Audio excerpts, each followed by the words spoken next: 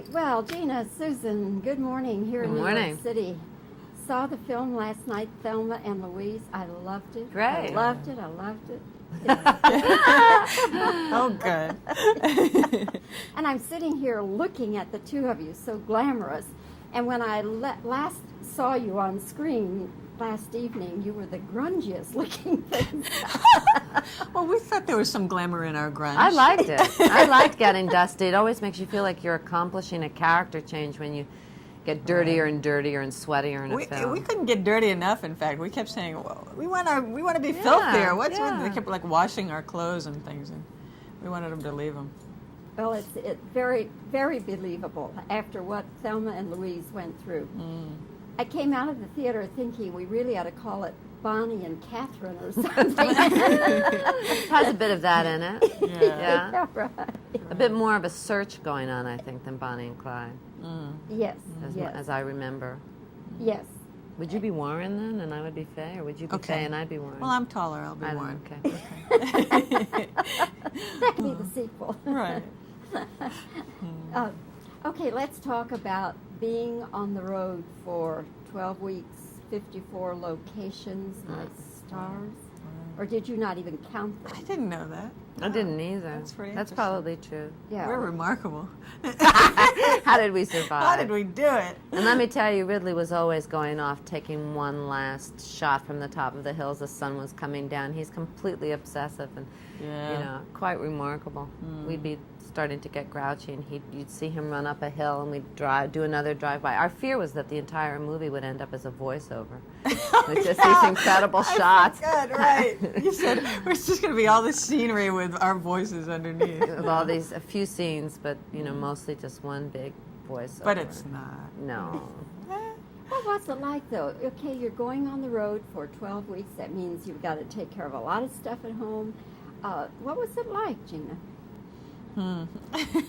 It's all sort of a blur now. I just remember eating a lot of dust and being very hot and drinking a lot of water and smoking a lot of cigarettes, bonding. Lots of bonding goes on. Lots of bonding. Because it's kind of like lots of gossiping, sitting in the car. I remember that. Yeah, and we had to cover up our microphones to gossip about things. I remember that.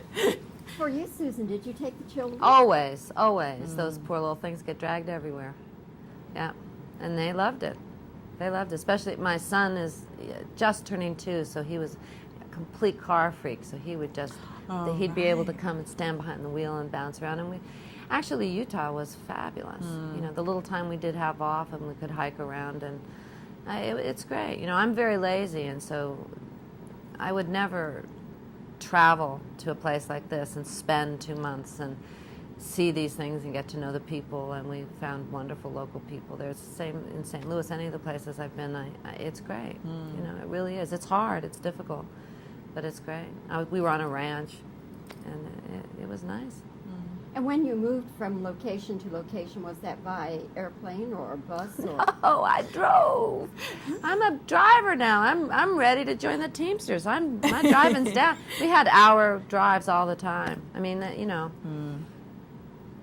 And Gina, how about you? How would you get about from one to the other? Well, driving.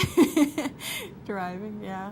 We spent a lot of time in cars. We drove to the set, and then we drove once we were there, and then we drove home, and so you mostly kind of we were in surrender cars. when in the first couple of weeks, Gina and I thought, oh God, we're in the first Ridley Scott film that's about actors, and then we realized how arrogant that had been, that in fact we were in a Ridley Scott film, and that there were going to be cars and trucks and buses and all kinds of things, and we were going to have to sneak the trains, And after a while, it's just like joining a cult. You have certain opinions which you try to hold on to, but you kind of surrender. And we surrendered to the road trip, and the guys got grungier looking, and it was like being part of the early settlers when you pull up your wagon in a circle, and everybody, for the next 4 days stays in a dusty, hot location. And but it was great.